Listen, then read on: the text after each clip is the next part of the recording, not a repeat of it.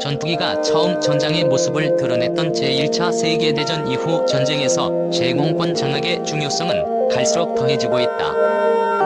한반도도 마찬가지다. 1953년 휴전 직후 남북은 제공권 장악을 위해 공군력 증강을 꾸준히 시도했다. 냉전 붕괴 이후에는 한국 공군이 F-15K, F-35E 등 첨단 기종을 잇따라 도입하면서 한국의 무게 중심이 실리는 모양새가 뚜렷해졌지만 북한도 미사일을 앞세운 고순도치 전략으로 맞서려는 움직임이 보이고 있다. 1991년 소련 해체는 북한 공군력 유지에 치명적 영향을 미쳤다. 탄도미사일이나 전차, 고속정 등은 자체 제작이 가능했지만 공군이 필요로 하는 무기는 자체 생산이 어려운 상황이었다. 하지만 2000년대 이후 경제 사정이 나아지면서 이를 개선하려는 움직임이 포착됐다. 2010년 10월 공개된 KN-06 지대공 미사일은 북한의 노력이 공개적으로 모습을 드러낸 결과물이다. 러시아 S-300 지대공 미사일 초기형과 유사한 KN-06은 이동식 발사대에서 콜드론치 방식으로 발사, 일정 높이에서 점화돼 목표물을 향해 비행한다. S-300 초기형의 사거리가 90km로 평가되는데 KN-06은 이보다 긴 150km로 추정되고 있다. 북한이 기존에 보유했던 러시아산 SA-2보다 사거리가 3배 이상 늘어났다. KN-06 등장 이후 한동안 미국과 일본 정찰기는 무수달리 로켓 발사장 등 북한 동해안 소재 핵심 군사시설 접근에 제약이 따랐던 것으로 알려졌다. 북한은 2020년 10월 KN-06보다 길이가 길어진 것으로 추정되는 신형 지대공 미사일 체계를 공개했다. 러시아산 S-400과 유사한 이 미사일은 지난해 9월 시험 발사에 성공했다. 같은 해 평양에서 열린 무기전시회 자위-2021에도 실물이 공개됐다. 당시 공개된 사진에는 부스터가 장착된 2단 구조였다. 이에 따라 사거리도 기존보다 크게 늘어났을 것으로 보인다. KN-06이 SA-2를 대체한다면 개량형은 사거리가 최대 300km에 달하는 SA-5의 역할을 대신 맡을 가능성도 있다. 하지만 지대공 미사일은 이동과 전개에 제약이 있고 방어적 성격이 강한 무기다. 제공권 장악을 위해선 전투기의 성능과 위력을 높여야 한다. 문제는 북한이 해외에서 신형 기종을 도입할 수 없다는 것이다. 북한이 현대식 공대공 미사일을 자체 개발, 실전 배치를 시도할 가능성에 관심이 쏠리는 이유다. 북한이 지난달 8일 전투기를 대거 동원한 공중무력 시위를 실시하면서 신형 공중무기 체계들의 시험 발사를 통하여 신뢰성을 검증하였다고 밝힌 것도 이와 무관치 않다는 관측이 제기된다. 북한은 이미 공대공 미사일 개발을 시도하는 모습을 보이고 있다. 미국의 북한 전문 매체 38노스는 최근 북한 공군 관련 보고서에서 지난해 10월 노동당 창건 76주년 국방발전 전람회에서 최첨단 단거리 공대공 미사일인 영국 아슬람과 중국 P-10을 닮은 외형의 적외선 유도 공대공 미사일 가시거리 밖에서 운용하는 중거리 공대공 미사일로 추정되는 무기가 포착됐다고 밝혔다. 신형 미사일을 도입해 전투기에 장착하는 것은 비용 대비 효과 측면에서 매우 효율적인 공군력 증강 방법이다. 외국에서 전투기를 들여오지 못하는 북한이 주목할 만한 대안인 셈이다. 현재 북한 공군에서 공대공 미사일을 제대로 운용할 수 있는 기종은 미그-29다. 그나마도 R-60 단거리 공대공 미사일은 사거리가 8km에 불과하며 R-27 중거리 공대공 미사일은 사거리가 120km 안팎이나 북한이 도입한 지 오래됐다. 미그-21은 가시거리를 넘는 미사일이 없고 미그-23은 사용이 매우 제한적이다.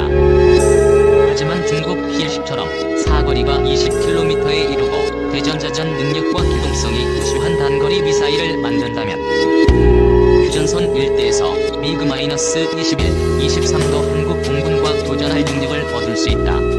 단거리 공대공 미사일 등을 새롭게 확보, 미그-21, 23, 29의 전투력을 높일 필요성은 충분한 셈이다. KN-06 개발에 쓰인 기술을 활용하고 전자 분야의 기술을 더하면 미그-21처럼 유형 전투기도 항공기에 기술 적기에 당하지 않고도 상당한 거리를 둔 채 공중전을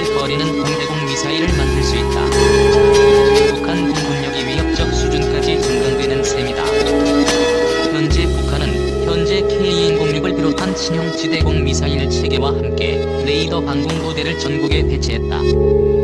자동화방공제휘 통제체계를 구축해 종합적인 방공전을 수행할 역량을 갖췄다. 초대형 방사포와 단거리 탄도미사일로 한국 공군 기지를 타격할 능력도 확보했다. 여기에 공대공 미사일을 독자적으로 개발해 실전 배치하면 북한 공군의 전투력은 한층 강해진다. 한국 공군이 우세를 장담하기가 쉽지 않은 셈이다. 한국은 지속적으로 신형 기종을 도입하면서 공군력을 키워왔다. KF-16 130여 대, F-15K 60대, F-35E 40대를 실전 배치해 북한 공군에 대한 질적 우위를 확보했다. 군 당국이 약 4조 원을 투입해 F-35E 20대를 추가 도입하면 이 같은 우위는 더욱 굳어질 가능성이 크다. 2030년대부터 순차적으로 배치될 KF-21 120대는 노후 F-4, F-5를 대체할 예정이다. 4세대 이상의 전투기들이 핵심 전력을 구성하게 되는 셈이다. 하지만 북한이 신형 공대공 미사일을 만들면 한국 공군의 질적 우위도 위협받을 가능성이 있다. 한반도는 미국, 중국보다 공역이 작지만 유사시 공중전에 참여할 전투기 숫자는 많다. 사거리가 길고 속도가 빠르며 정확도가 높은 공대공 미사일을 갖추는 쪽이 유리하다. 현재 운용 중인 AIM-120 중거리 공대공 미사일은 최대 사거리가 160km, 지속적인 개량으로 성능도 향상됐다. 북한 공군 R-27은 도입된 지 수십 년이 된 무기다. 하지만 북한이 개발을 시도하는 중거리 공대공 미사일 성능이 AIM-120 초기형 수준만 되어도 우위는 흔들릴 수 있다. 다만 2030년대 실전 배치될 KF-21이 미티어 미사일을 장착하고 있다는 점은 긍정적 요소다. 영국 MBDA가 개발한 미티어는 최대 사거리가 200km 이상이다. 탑재된 램제트 엔진은 목표에 다가갈수록 속도를 높여 먼 거리에서 쏴도 마하 4월 5일에 이르는 속도로 적기를 타격한다. 적기는 미사일을 회피할 시간적 여유가 매우 적다. 미사일 발사 직후 조종사가 표적을 재설정할 수도 있다.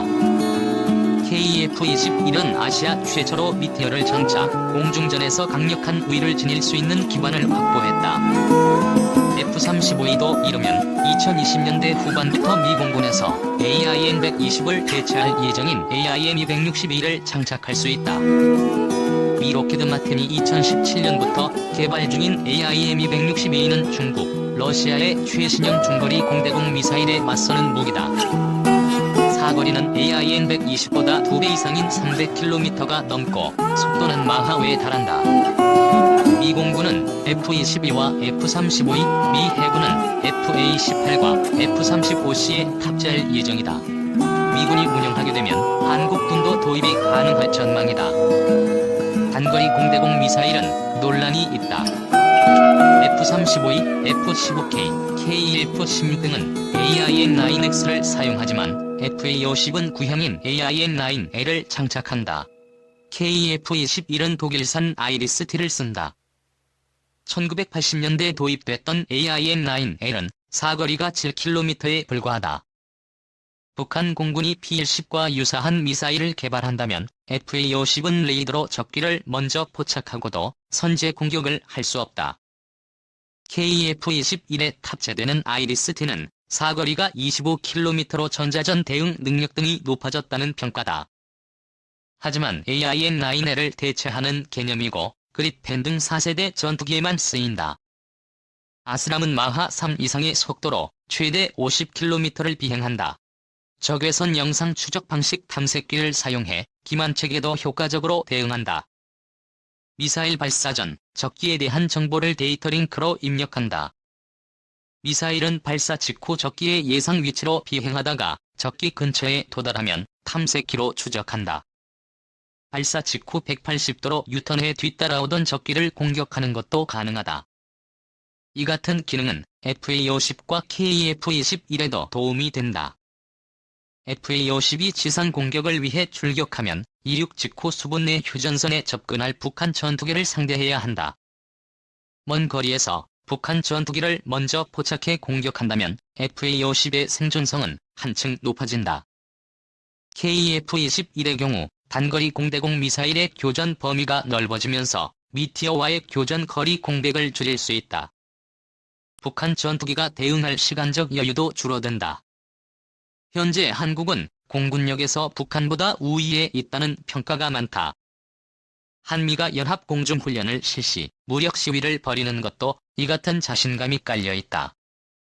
하지만 북한이 미사일 개발을 시도하며 맞서는 조짐이 보이는 상황에서 항공무장을 강화할 필요성도 제기된다. 막대한 예산이 투입되는 전투기 도입도 중요하지만 효율적인 전력 증강을 추진하는 차원에서 최신 공대공 미사일을 포함한 항공무장 도입을 추진할 필요가 있다는 지적도 나오고 있어 군 당국의 정책 결정에 관심이 쏠린다.